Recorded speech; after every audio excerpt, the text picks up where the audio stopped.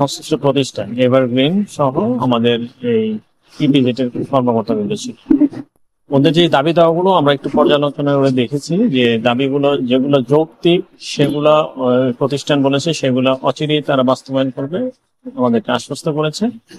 আমরা আর এই একটি তদন্ত কমিটি ভিজিট থেকে করে দিচ্ছে, খুব শীঘ্রই এগুলো ফাইন্ড আউট করবে যে এগুলোর মধ্যে ম্যানেজমেন্টের কি ত্রুটি আছে কিনা সেগুলো চিহ্নিত করবে এবং তাদের দাবি দেওয়ার বিশেষ করে পাওনাদের বিষয়ে যে ক্লেমগুলো আসছে সেগুলো সঠিক কিনা, সঠিক হলে অচিরে দিয়ে দেওয়ার ব্যবস্থা করা হবে। আমরা এটা ইপিজেড কর্তৃপক্ষের সিদ্ধান্ত, সম্ভবত আজকে এ ধরনের আমরা কোনো সিদ্ধান্ত পাইনি।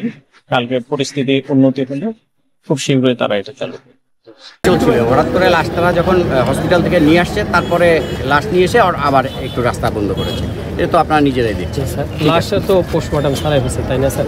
হ্যাঁ, আর তো বললামই যে লাশটা তারা আবেদন করেছে যে তারা কোনো দাবি দেওয়া নাই, তারা পোস্টমর্টম ছাড়া তারা দাফন করতে চায়, এটা তাদের একমাত্র দাবি।